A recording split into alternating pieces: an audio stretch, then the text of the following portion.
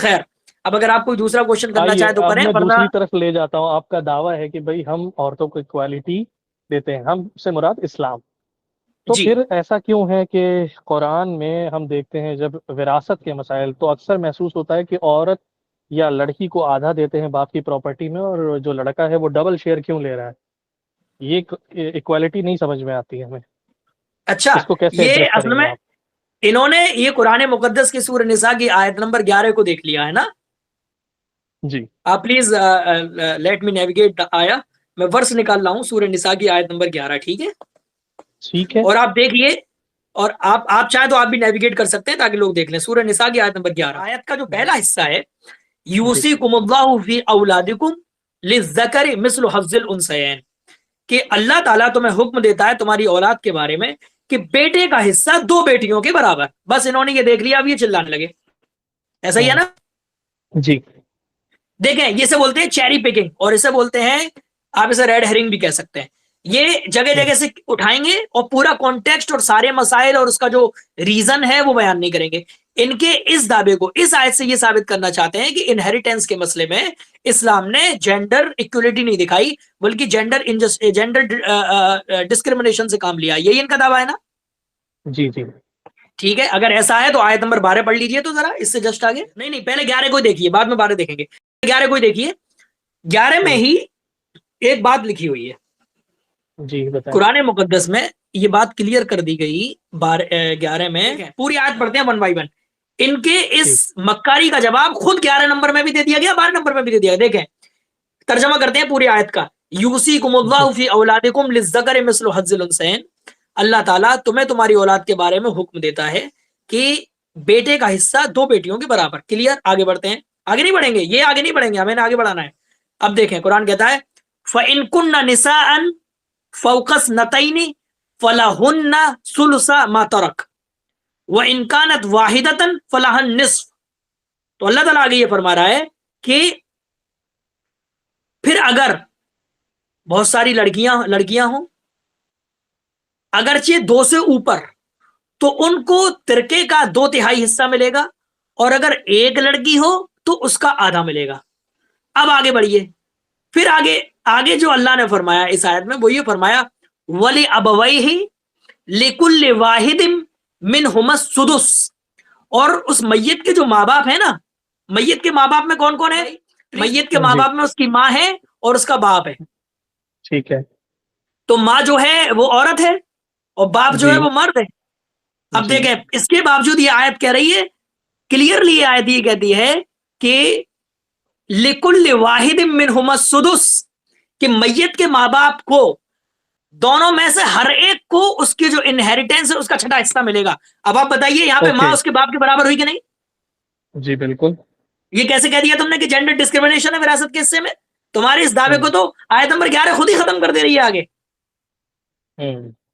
Clear ہوئی بات clear ہوئی؟ ماں فیمیل باپ میل اور دونوں کو سیم اور پورشن دونوں ملنا. کو سیم. دیکھیں تو دیکھ کیا لکھا، اور دیکھو قرآن کی آیت کا کہہ رہی ہے لِكُلِّ وَاحِدٍ مِّنْهُمَا، ان میں سے دونوں میں سے ہر ایک کو السدس 1/6 ملے گا، چھٹا حصہ ملے گا. ٹھیک ہے اب آیت نمبر 12 پہ بھی دیکھیے کیسے دھجیاں اڑائی ان کی اس gender so called gender discrimination کی.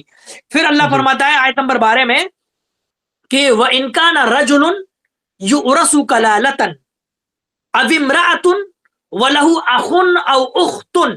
اس کا ترجمہ کیا ہے؟ اللہ تعالیٰ فرماتا ہے کہ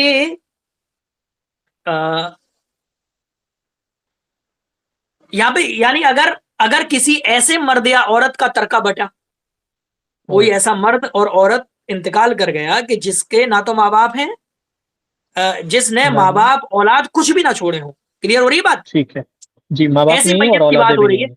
ہاں کلالہ ہے وہ، یعنی جب اس کے ماں باپ ہیں نہ اس کی اولاد ہے، کچھ نہ چھوڑا ہو. تو اب دیکھیں کلیئرلی لکھا ہے لیکن اس کی اولاد نہ ہو، اس کے ماں باپ نہ ہو، لیکن ماں کی طرف سے اس کا یا تو بھائی ہو یا پھر بہن ہو، دونوں میں سے کوئی بھی ہو. کلیئر؟ ماں کی طرف سے کیا ہو؟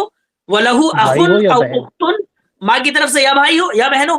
فَلِكُلِّ وَاحِدٍ مِّنْهُمَا السُّدُسُ، تو ہر ایک کے لیے 1/6. اب آپ بتائیے بھائی اور بہن دونوں میل کے اور لیے فیمیل یہ چھٹا حصہ کیوں سیم. دیا، میل اور فیمیل؟ کہاں گیا تمہارا جینڈر ڈسکریمنیشن آف قرآن؟ صحیح.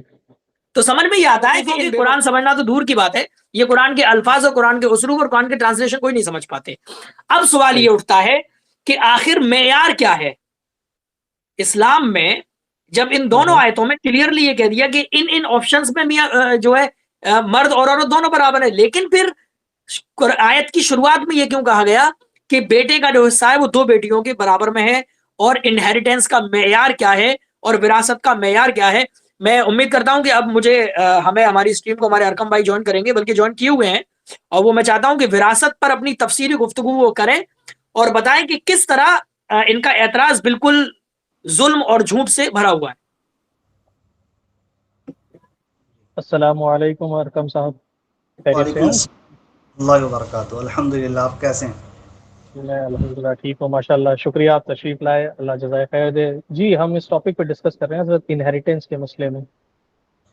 جی ہاں، بسم اللہ الرحمن الرحیم، المحمود هو اللہ والمصطفیٰ سیدنا رسول اللہ واحق من اتبع کتاب اللہ وبعد۔ جو اعتراض ہوا تھا وہ یہ تھا کہ یہ اعتراض کرتے ہیں سورۃ النساء کی آیت نمبر 11 کے شروع سے کہ جو ہے بیٹے کو جو حصہ ملتا ہے بیٹی سے ڈبل ملتا ہے، تو یہاں پر جو ہے مرد اور عورت کے درمیان برابری نہیں رہی۔ ذرا سا اس کو سمجھنے کے لیے اسلام کا فلسفہ میراث سمجھنا ضروری ہے کہ اسلام کسی کو جب وراثت دیتا ہے، کسی کو جب مرنے کے بعد اس کے خاندان والوں کا جو مال ملتا ہے وہ کس فلسفے میں ملتا ہے، اس کی فلسفی کیا ہے، اس کا معیار کیا ہے۔ تو دیکھیں اسلامی وراثت کے جو معیار ہیں وہ 3 ہیں، 3 معیار، جن 3 اصول ہیں، 3 رولز ہیں جن کے تحت جو ہے وراثت تقسیم ہوتی ہے، مال بانٹا جاتا ہے۔ سب سے پہلا جو معیار ہے وہ اس سلسلے میں یعنی وراثت جو بانٹی جاتی ہے تو اس میں 3 معیار ہیں، اور سب سے پہلا جو معیار ہے وہ یہ ہے میت سے قرابت، یعنی جس کا انتقال ہوا ہے، جس کا مال بٹ رہا ہے، تو اس سے وارث کی جس کو مال مل رہا ہے کتنی قرابت ہے، اس کا جو رشتہ ہے، جو ریلیشن شپ ہے وہ کتنی ہے۔ تو جو جتنے زیادہ میت کے قریب ہوگا اس کو اتنا زیادہ مال ملے گا، اس میں مرد اور عورت کے درمیان کوئی فرق نہیں ہے، جو قریب ہوگا اس کو زیادہ مال ملے گا اور جو دور ہوگا اس کو مال کم ملے گا۔ مثال کے طور پہ میت نے اپنی بیٹی چھوڑی اور ساتھ میں دادا چھوڑے، یعنی کسی کا انتقال ہوا اور اس کے وارثین میں سے اس کی بیٹی ہے اور دادا ہیں، تو بیٹی قریب ہوئی کیونکہ صرف ڈائریکٹ ہے بیٹی، لیکن دادا دور کے رشتہ دار ہوئے کیونکہ ایک واسطہ بھی بیچ میں آ گیا۔ تو ایسی صورت میں بیٹی کو زیادہ مال ملے گا کیونکہ بیٹی کو یہاں پر نصف ملے گا، یا پھر جو بھی صورت بن رہی ہوگی اس کی تفصیل ہے، اور دادا کو مال کم ملے گا۔ یہاں اگرچہ دیکھیں لڑکی ہے لیکن مال جو ہے یہاں پر مرد سے زیادہ مل رہا ہے، کیوں؟ کیونکہ یہاں اعتبار مرد و عورت کا نہیں ہے، بلکہ یہاں جو اعتبار ہے وہ درجہ قرابت کا ہے، یعنی کون میت کے کتنے قریب ہے۔ ٹھیک ہے، تو پہلا جو اصول ہے، پہلا جو معیار ہے وہ یہ ہے کہ یہ دیکھا جاتا ہے میت کے کون کتنا قریب ہے، اس حساب سے مال تقسیم کیا جاتا ہے۔ دوسرا جو معیار ہے وہ یہ ہے کہ ترتیب زمانی، یعنی جو نسلیں اب وراثت پائیں گی ان کی ترتیب زمانی۔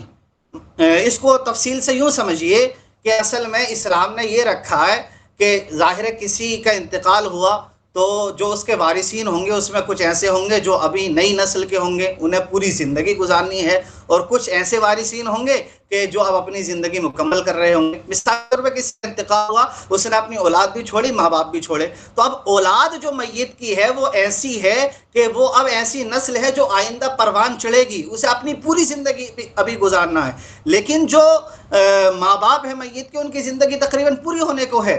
ٹھیک ہے، تو اب اس میں اسلام نے یہ رکھا ہے کہ جنہیں اب زندگی شروع کرنا ہے، جن کی زندگی اب لمبی ہونے والی ہے، ان کو زیادہ مال ملے گا، اور جن کی زندگی اب ختم ہونے کو ہے کیونکہ انہیں مالی معاملات زیادہ کرنے نہیں ہیں ان کو کم مال ملے گا۔ مثال کے طور پہ کسی کا انتقال ہوا، اس نے بیٹے چھوڑے اور باپ بھی چھوڑا، تو شریعت میں اصول یہ ہے کہ بیٹے کو زیادہ مال ملتا ہے کیونکہ اسے ابھی اپنی زندگی چلانی ہے آگے کو، اور جو ہے کہتے ہیں باپ کو مال کم ملے گا کیونکہ اس کی زندگی پوری ہونی ہے۔ اس معیار میں بھی, اس اصول میں بھی مرد اور عورت کے درمیان کوئی فرق نہیں ہے. لہٰذا اگر کسی کا انتقال ہو, اس نے بیٹی چھوڑی اور باپ بھی چھوڑا, تو بیٹی کو جو ہے زیادہ مال ملتا ہے, نصف مال ملتا ہے, آدھی وراثت ملتی ہے, اور باپ کو صرف چھٹا حصہ ملتا ہے. تو یہاں دیکھیں بیٹی ہے اگرچہ مؤنث ہے, لیکن پھر بھی جو ہے بیٹی کو زیادہ مال مل رہا ہے جو ہے, اور باپ کو کم مال مل رہا ہے. تو اس میں جو دوسرا ہے وہ ہے ترتیب زمانی. ٹھیک, تو دوسرا معیار, دوسرا اصول یہ ہے. تیسرا اصول یہ ہے کہ وارث پر جسے مال مل رہا ہے اس پر دوسرے لوگوں کے متعلق جو مالی ذمہ داری عائد ہوتی ہے اس کے حساب سے مال تقسیم ہوتا ہے.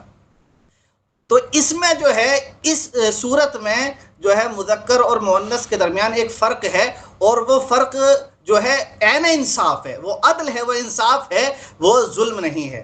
یعنی فرق یہ ہے کہ مثال کے طور پہ یہ دیکھا جائے گا کہ جس کو جو ہے کہتے ہیں مال مل رہا ہے, جو وارث ہے وہ اس طریقے کا ہے کہ اس کو صرف اپنی ذمہ داری نہیں اٹھانی ہے, بلکہ اس کو جو ہے دوسرے لوگوں کی بھی مالی ذمہ داری اٹھانی ہے, ان کا بھی خرچہ کرنا ہے, ان کا بھی جو ہے سارا معاملہ دیکھنا ہے. اور دوسرا وارث ایسا ہے کہ اسے صرف اپنا مطلب ہے, دوسرے کے خرچے کی ذمہ داری نہیں ہے. مثال کے طور پہ باپ کا انتقال ہوا, اس نے بیٹے اور بیٹی کو چھوڑا, تو اب جو بیٹا ہے اس پر مال کی ذمہ داری ڈبل ہوگی, اس لیے کہ اس کو اپنا بھی خرچہ چلانا ہے, ساتھ میں اپنی بیوی, بچے اور اگر بہن وغیرہ ان سب کے مال کی ذمہ داری اس پہ ہوگی. لیکن اس باپ کی جو بیٹی ہے اس کو صرف جو مال ملے گا وہ اس کے لیے اضافی طور پر ہوگا.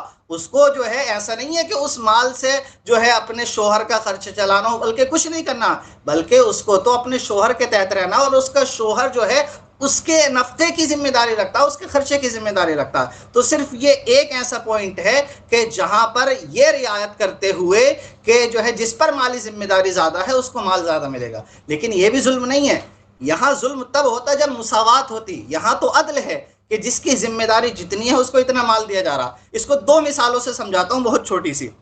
ایک مثال یہ ہے کہ جو ہے مرد کو مشکلات اور مصائب برداشت کرنے کی طبیعت کے ساتھ پیدا کیا گیا کہ بھاری بھاری کام مرد کرے, لیکن عورت کو اس طبیعت کے ساتھ پیدا نہیں کیا گیا. تو اگر مساوات کا درس دیتے ہوئے یہ کہا جائے کہ عورت کی پیٹھ پر 50 کلو کی بوری رکھی جائے اور اس کو 10 منزل پر چڑھا جائے تو یہ عورت پہ ظلم ہوگا. عورت کی طبیعت ایسی نہیں ہے, لیکن برخلاف مرد سے یہ کام کروایا جائے تو مرد اس طبیعت کا حامل ہے. ایسا ہی مرد سے یہ کہا جائے کہ تم بچے پیدا کرو تو مرد کی طبیعت یہ نہیں ہے, مرد پہ ظلم ہوگا. تو دونوں کو ایک جیسے حکام دینا, یہ مساوات کرنا ہر چیز میں, یہ عدل نہیں ہے, یہ ظلم ہے. اس کی ایک چھوٹی سی مثال اور دیتا ہوں, وہ یہ ہے کہ کسی شخص کے 2 بچے ہیں, ایک جو ہے ہائی اسکول کی اس کی بیٹی ہے, ہائی اسکول میں پڑھتی ہے, اور ایک بیٹا فرسٹ کلاس میں پڑھتا ہے. ہائی اسکول والی جو بیٹی ہے اس کی فیس وغیرہ ساری چیزیں لگا کے مہینے کا خرچ مثال کے طور پر 5,000 ہے, اور جو فرسٹ کلاس کا بیٹا ہے مثال کے طور پر اس کی فیس اور ساری چیزیں لگا کے اس کا خرچہ 2,000 ہے. تو اگر مساوات کا درس دینے والوں کی بات مان لی جائے اور یہ کہا جائے کہ نہیں بیٹی کو بھی 5,000 نہ دے کے 2,000 بیٹی کے برابر دیے جائے, تو یہ تو ظلم ہوگا اس پر, جو ظاہر ہے اس کا خرچہ زیادہ, اسے 2,000 دیے جا رہے ہیں, تو یہ تو ظلم ہے. اور اگر یہ کہا جائے کہ نہیں جو چھوٹا بیٹا ہے جس کا خرچہ 2,000 ہے اسے 5,000 دیے جائیں تو یہ تو اسراف ہوگا, یہ ظلم ہوگا. تو مساوات جو ہے ہر جگہ نہیں ہوتی ہے, مساوات جو ہے کہتے ہیں یہ معیار نہیں ہے, معیار ہے عدل اور انصاف. تو انصاف یہاں پر یہ ہے کہ جس پر مالی ذمہ داری زیادہ ہو رہی ہے اس کو مال زیادہ دیا جائے, اور جس پر کوئی ذمہ داری نہیں ہے اس کے لیے تو وہ اضافی ہے اور اس کا خرچہ دوسرے لوگ اٹھائیں گے. اگر بھائی ابھی شادی نہیں ہوئی ہے تو یہ بھائی اٹھائے گا, بعد میں اس کا شوہر یا اس کے بیٹے اٹھائیں گے. اچھا ایک بات اور یہاں پر, اور یہ جو ہے نا کہ مرد کو مال عورت کے مقابلے میں ڈبل مل رہا ہے, اس کی صرف 4 صورتیں, صرف 4 صورتیں, ٹھیک ہے. اس کے علاوہ جو ہے 10 ایسی صورتیں ہیں کہ جس میں عورت کو مرد سے زیادہ مال ملتا ہے, مرد سے زیادہ مال ملتا ہے. مثال کے طور پر بیٹی ہے تو بیٹی کو باپ سے زیادہ مال ملے گا. ایسی بہت ساری اس کی صورتیں ہیں, اور کچھ ایسی صورتیں ہیں جس میں مرد اور عورت دونوں کو مال ملتا ہے, اور بہت ساری ایسی صورتیں ہیں کہ جس میں صرف عورت کو مال ملتا ہے, مرد کو ملتا ہی نہیں ہے. تو علم فرائض کا, علم میراث کا جب ہم تفصیلاً مطالعہ کرتے ہیں تو اس نتیجے میں پہنچتے ہیں کہ تقریباً 30 صورتیں ایسی ہیں کہ جن 30 صورتوں میں یا تو عورت کو مرد کے برابر مال ملتا ہے, یا پھر مرد سے زیادہ ملتا ہے, یا صرف عورت کو ملتا ہے مرد کو ملتا ہی نہیں ہے. تو بہت ساری ایسی صورتیں ہیں. تو یہ 3 اصول ہیں, 3 معیار ہیں جن کے تحت اسلامی وراثت تقسیم ہوتی ہے. پہلا اس میں درجہ قرابت ہے، دوسرا ترتیب زمانی ہے، تیسرا مالی ذمہ داری ہے. تو اس کو دیکھا جائے تو بالکل صورت واضح ہو جاتی ہے اور یہی عین انصاف ہے. اور یہ جواب تو ان اعتراضات کا تھا، امید ہے کہ یہ مسئلہ بالکل سمجھ میں آ گیا. گریٹ، بہت زبردست تفصیل. اب بتائیے طیب بھائی کچھ رہ گیا؟ ماشاء اللہ نہیں، یہ تو بالکل ہی انٹلیکچولی اسٹیمولیٹنگ آنسر تھا، پوری طرح سے بہت زبردست جواب ریشنلٹی دیا پر ارقم بیس. بھائی نے. اصل میں ان شارٹ یہ سمجھیے، انہوں نے جو انہیریٹنس کے بیس بتائے وہ 3 بتائے. ایک یہ بتایا کہ میت سے ریلیشن کتنا قریبی کا ہے، دوسرا یہ بتایا کہ ترتیب زمانی یعنی مطلب زمانہ جو ہے، جو لوگ بچے ہیں، جو وارثین بچے ہیں، اب ان کا زمانہ کتنا گزر گیا اور کتنا گزرنا ہے. اور تیسرا بیس انہوں نے یہ بتایا تھا کہ کس پر کتنا زیادہ خرچے کی ذمہ داری عائد ہوتی ہے. اسلام میں یہی 3 معیار ہیں وراثت کے. اب انہوں نے جو معیار بنا لیا وہ اپنا الگ، وہ کیا تھا؟ جینڈر کی بنیاد پہ وراثت ہے. ارے بھائی جب اسلام کا یہ معیار ہی نہیں ہے تو پھر تم زبردستی انسٹرومنٹ فیلسی کیوں کر رہے ہو؟ زبردستی یہ سب کیا کر رہے ہو بھائی؟ اچھا ایک اور پوائنٹ جو ارقم بھائی نے ایک چیز کی طرف اشارہ یہ کیا تھا کہ بہت ساری صورتیں ایسی ہیں، تو اس میں چند صورتیں تھی جو میں نے اکٹھی کر کے لکھی تھی. یہاں پر grand mufti of Egypt republic جو شیخ علی جمعہ رہ چکے ہیں، ان کا بھی پورا اس کا آرٹیکل ہے. انہوں نے ذکر کیا تھا کہ اصل میں 4 حالتوں میں عورت کو مرد سے آدھا حصہ ملتا ہے، اور 10 حالتوں میں عورت کو آدمی کے برابر حصہ ملتا ہے، اور 14 حالتوں میں عورت کو مرد سے زیادہ حصہ ملتا ہے، اور 5 حالتوں میں عورت کو ہی ملے گا، مرد کو ملے گا ہی نہیں. دس از دا لا آف انہیریٹنس ان اسلام. ذرا ارقم بھائی کچھ کہنا چاہ رہے ہیں؟ جی ارقم بھائی کنٹینیو. جی حضرت ارشاد فرمائیں. ایڈ کر دوں کہ اصحاب جو وراثت ملتی ہے اس میں بہت ساری صورتیں ہوتی ہیں، اصحاب فرائض، عصبہ وغیرہ. تو اصحاب فرائض ان لوگوں کو کہتے ہیں کہ جن کا حصہ قرآن میں مذکور ہے. تو جانتے ہیں قرآن میں جو اصحاب فرائض ہیں اس میں جو مرد ہیں وہ صرف 4 ہیں، اور اصحاب فرائض میں عورتیں 8 ہیں. بالکل یہی پوائنٹ میں بتانے والا تھا، آپ نے میرے دل کی بات چھین لی. تو آپ سوچئے طیب بھائی کہ یعنی یہ ہوتا ہے کہ وراثت جو بڑھتی ہے وہ 3 طرح کے رشتے ہوتے ہیں. سب سے پہلے ہوتے ہیں اصحاب فرائض جنہیں ذوی الفروض کہا جاتا ہے، دوسرے ہوتے ہیں اسوات، اور تیسرے ہوتے ہیں ذوی الارحام. یعنی قرآن مقدس میں جن لوگوں کا حصہ کلیئرلی بیان کیا گیا ہے وہ ذوی الفروض ہیں. اب آپ سوچئے ذوی الفروض میں ٹوٹل 12 لوگ ہیں جن میں 4 مرد ہیں اور 8 عورتیں ہیں. تو یہ تو اب یہاں پہ اگر ہم کہیں ارے بھائی یہ تو مردوں کے ساتھ ظلم ہے تو اچھا، لیکن یہ بات اگر وہ لوگ کہیں کہ جن کے یہاں پر عورت کو حق ہی نہیں دیا گیا تو بڑا عجیب لگتا ہے نا. فور ایگزامپل ہمارے اس میں تیتریہ سنہتا جو ہے وہ کرشن یجروید کی بہت اہم شاخہ ہے. تیتریہ سنہتا بہت ہی اوتھینٹک اسکرپچر ہے ان کا. اس میں جو ہے یجیہ کرم کانڈوں کا پورا تفصیلی بیان ہے. اس میں کلیئرلی تیتریہ سنہتا کارڈ نمبر 6، پھر پاٹھک نمبر 5، انوادک نمبر 8 اور منتر نمبر 2. میرے پاس جو ایڈیشن ہے وہ سوادھیائے منڈل پوڑے کا چھپا ہوا ہے. اس میں کلیئرلی یہ بات لکھی ہے تسمات استریو نرندریہ ادایا دیرپی، کہ استریوں میں بل نہیں ہوتا ہے لہٰذا وہ سمپتی کے بھاگ کی ادھیکارنی بھی نہیں ہوتی. آرتھر کیتھ نے اس کا انگلش ٹرانسلیشن اس طرح کیا ہے therefore women are powerless, have no inheritance. تو ابر بحث ان چیزوں پہ ہونی چاہیے لیکن بحث ان پہ ہو رہی ہے. ایک جگہ وہ ہے جہاں پہ حقوق دیے گئے، ایک جگہ وہ جہاں حق ہی نہیں دیا گیا. تو جہاں حق ہی نہیں دیا گیا وہاں پر تو کوئی بحث نہیں کر رہا ہے. جی سچ فرمایا آپ نے، بلکہ مجھے بہت زیادہ ریشنل لگا وہ 3 پرنسپلس رادر دین کہ جسٹ جینڈر کے بیسس پہ آپ ایکولی دیتے ہیں، رولز، رسپانسبلٹیز، لائف اور دوسرے اسپیکٹس کو اگنور کرتے ہوئے. تو آئی تھنک یہ زیادہ ریشنل، زیادہ انڈرسٹینڈیبل ہے. اچھا اگر بات چل رہی ہے پیسے کی تو